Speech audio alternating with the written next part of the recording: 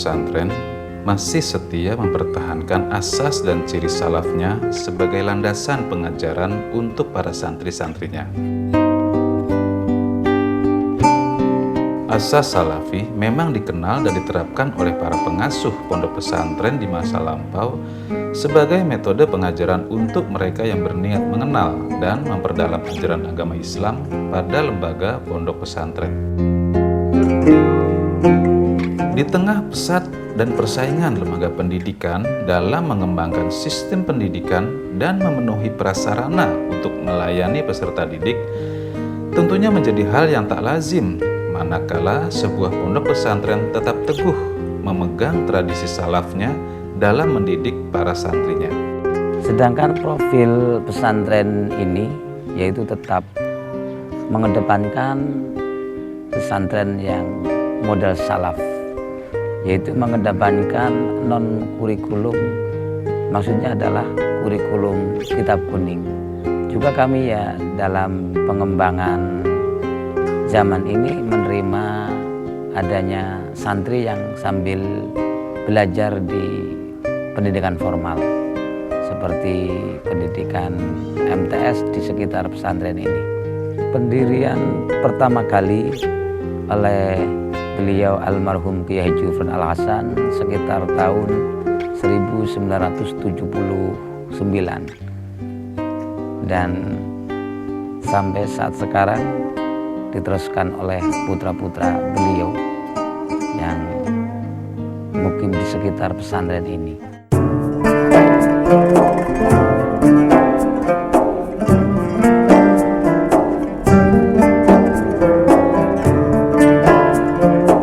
Pondok pesantren Raudhatul Thalabah contohnya. Pondok pesantren yang berlokasi di Desa Pondok Gebang Sari, Kecamatan Kuarasan, Kabupaten Kebumen ini adalah salah satu pondok pesantren yang terus eksis menerapkan sistem salaf untuk mengajar para santri putra-putrinya yang juga bermukim di pondok itu.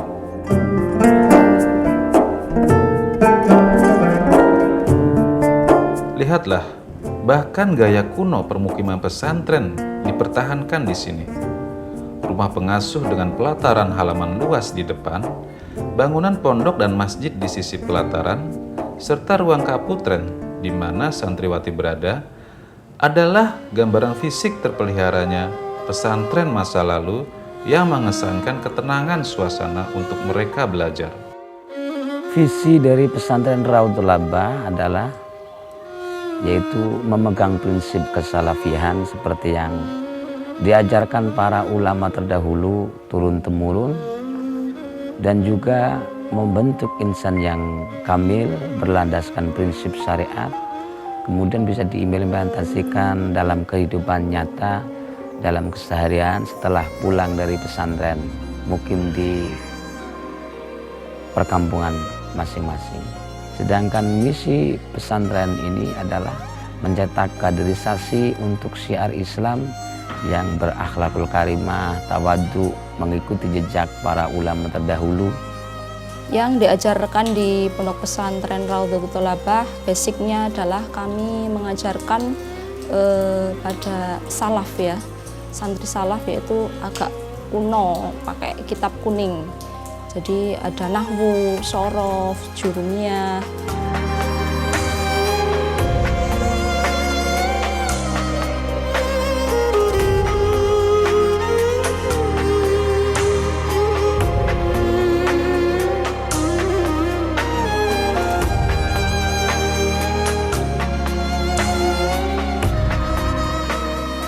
Di bawah asuhan oleh Kiai Haji Mukhtar Ghufron Al-Hasan, di mana kepemimpinannya sebagai penerus dari pendiri pesantren Kiai Haji Ghufron Al-Hasan yang telah wafat 2006 silam, Raudhatul Thalabah tetap pada jalur yang sama saat almarhum Kiai Haji Ghufron berwasiat untuk pondoknya ini bahwa keinginan untuk terus mempertahankan eksistensi kesalafan dalam menjalankan roda pendidikan agama di pondok pesantren tersebut.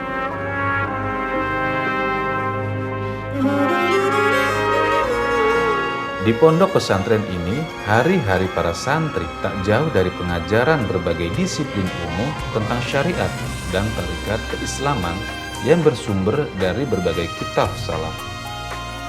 Sistem klasikal yang diterapkan di pesantren Raudlatul Thalabah ini dibuat 3 jenjang tingkat yang kurikulumnya diatur oleh pesantren sendiri. Sedangkan kegiatan yang menonjol dalam pesantren ini adalah pendalaman tentang tafsir Al-Quran yang bisa diajarkan setiap hari untuk para santri, yaitu kitab tafsir Jalalain.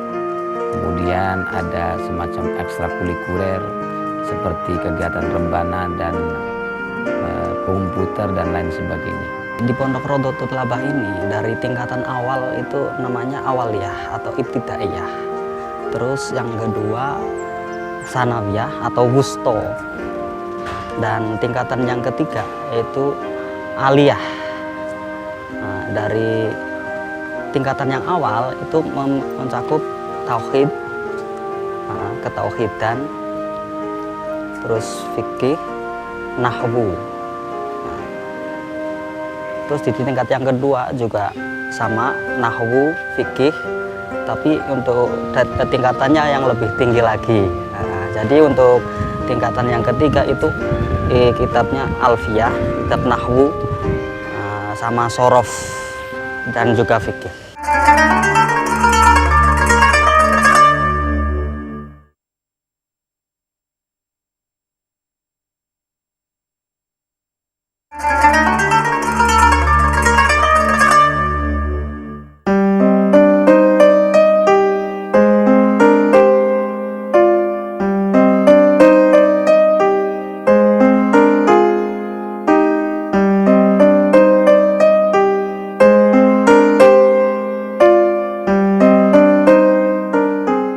Sistem pengajaran yang ada di pesantren ini antara lain sistem sorogan, di mana santri menyodorkan kitab untuk dibaca di depan kiai, dan kiai membenarkan bila bacaan santri itu salah.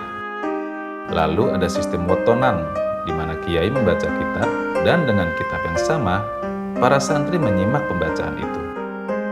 Dan terakhir, sistem bandongan, di mana variasi 2 sistem pengajaran di atas dipadukan. Sedangkan aktivitas para santri di pesantren ini di setiap harinya mulai pukul 6 pagi itu mengaji kepada para ustadz dengan sistem sorogan. Kemudian dilanjutkan ada sistem klasikal yaitu madrasah diniyah dan istirahat. Kemudian jamaah duhur. Setelah jamaah duhur ada aktivitas pengajian disebut bandungan, yaitu kitab tafsir Jalalain bersama saya sendiri sebagai pembaca kitab tersebut sampai pukul 3 dan istirahat para santri untuk beristirahat di lingkungan pesantren ini sendiri sampai pada asar. Kemudian ada aktivitas pengajian lagi yaitu bandungan sampai maghrib. Kemudian setelah maghrib ada mujahadah, pembacaan Quran bersama sampai pada isya. Kemudian ada aktivitas musyawarah bersama rekan-rekan, diskusi sampai selesai, dan para santri semua istirahat dan tidur. Kegiatan yang berada dalam pesantren kami memiliki 2 kegiatan atau kegiatan jenjang formal dan informal. Informal yaitu klasikal seperti halnya sorogan atau bandungan dan ekstra-ekstra yang lain. Adapun informalnya adalah ditunjang dengan prasarana madin, madrasah diniyah, yang mana madrasah diniyah di pesantren kami meliputi 3 kelas, satu awaliyah, wusto, dan aliyah. Setiap pagi ba'da subuh kami ada yang namanya ngaji sorogan. Jadi ngaji sorogan itu secara face to face sama gurunya, ngaji langsung berhadapan. Nanti diajarin satu persatu, misalkan masih ada yang kurang besoknya suruh ngulang lagi ba'da subuh. Habis itu istirahat sebentar, kemudian sholat jamaah duha. Habis itu istirahat lagi, terus kami mengadakan madrasah diniyah.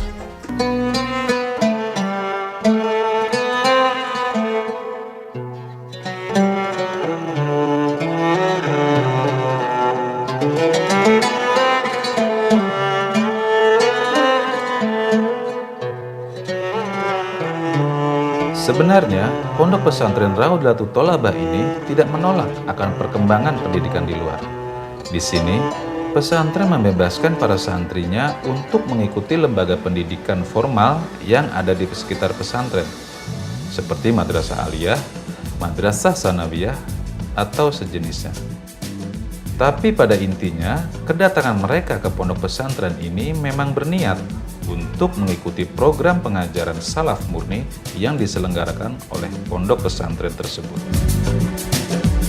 Kesederhanaan adalah hal yang terjalani dan terpancar dari para sosok pengasuh dan para santrinya, berpadu dengan perjalanan dari keberadaan dan keeksisan pondok yang sepanjang berdirinya tahun 1979, dukungan swadaya warga sekitar, serta menjadi tujuan untuk warga di sekitar Pondok Gebang Sari atau dari luar daerah untuk menimba ilmu dan menitipkan putra-putri mereka mengenal dan mendalami ilmu agama.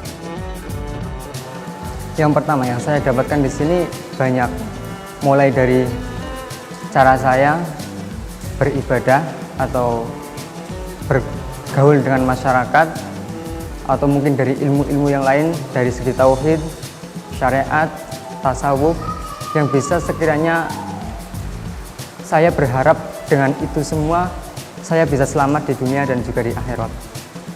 Karena menurut saya pondok pesantren ini termasuk pondok pesantren yang bagus, karena salafnya itu di sini sangat diunggulkan. Maksudnya ilmu fikihnya itu yang membuat saya senang mondok di sini.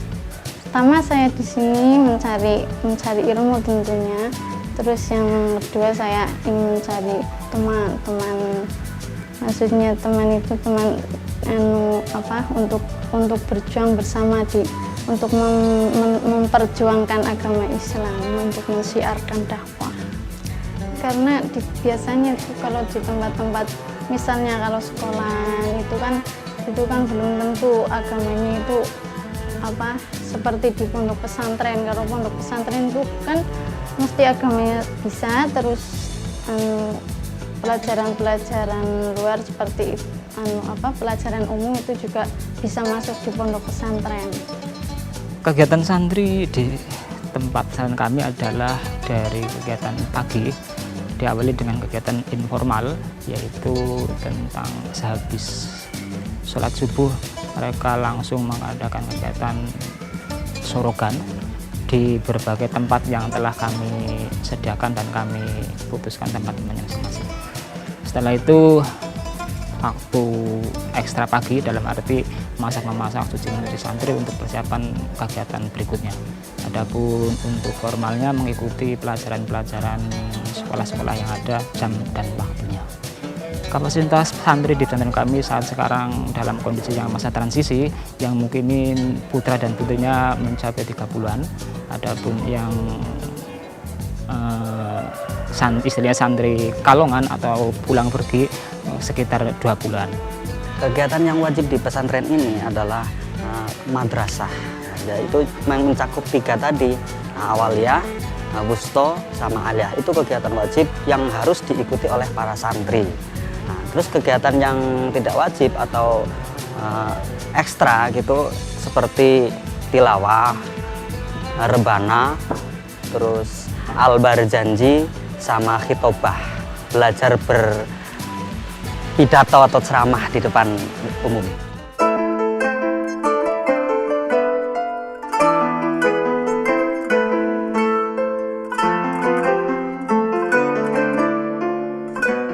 Bentuk apresiatif penghormatan dari sang tokoh pendiri Pondok Pesantren Raudlatul Thalabah, Kiai Haji Gufron Al-Hasan, banyak warga sekitar Kebumen yang sengaja dan menyempatkan diri berkunjung berziarah ke makam beliau.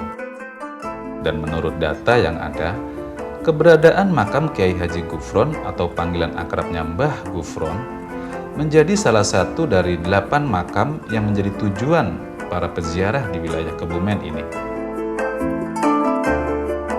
Untuk syiar agama, pondok pesantren ini mengadakan program pencetakan dai, di mana setiap santri yang ada harus siap dan mampu untuk bicara di depan massa, menyampaikan ayat demi ayat tafsir dari kitab yang mereka pelajari.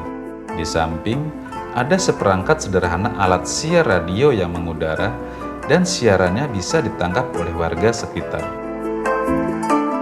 Untuk variasi, seni adalah tumpuan ekspresi dari jiwa muda mereka yang memang tak terbantahkan, yang memang perlu penyaluran.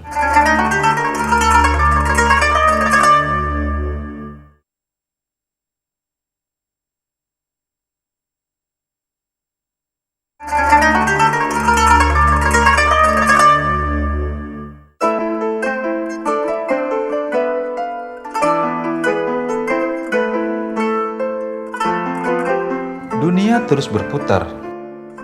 Perubahan tak mungkin disangkal.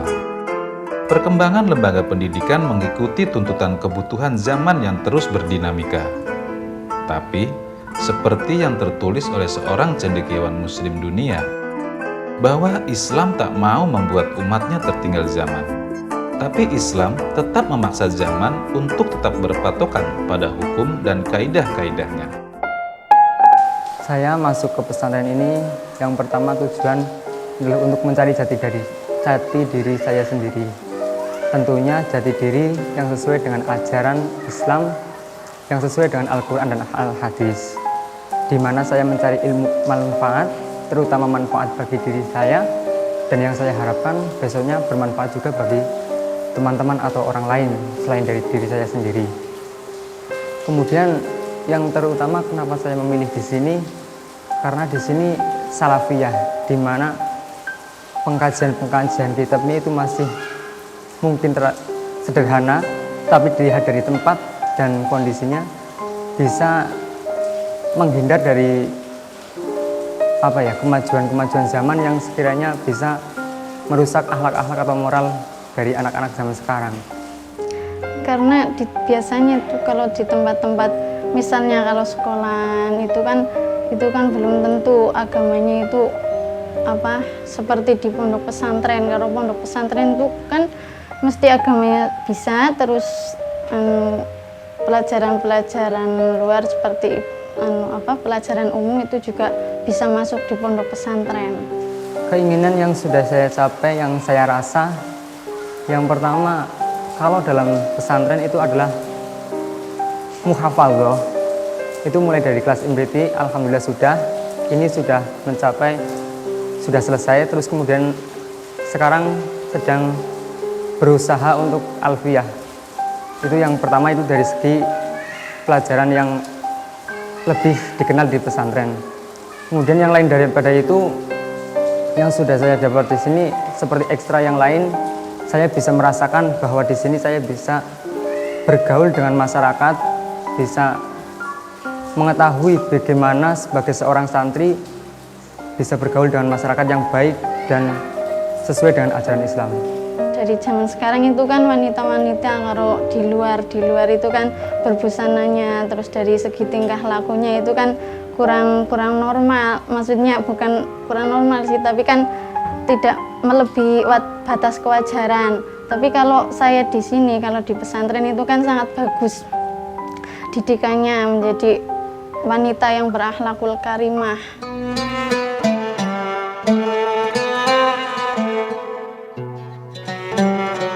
Setidaknya kita patut bersyukur atas keberadaan pondok pesantren Raudlatul Thalabah ini. Ketenangan suasana pondok, kesederhanaan yang ada, dan kemurnian ilmu salaf serta budaya pondokan santri yang terus dipertahankan mereka tetaplah menjadi penjaga dalam perkembangan liar zaman, serta sebagai tempat menoleh untuk orang yang berkecimpung di lembaga pendidikan semacam pesantren agar terus terjaga dan tak terlena oleh hegemoni ilmu pengetahuan dunia semata.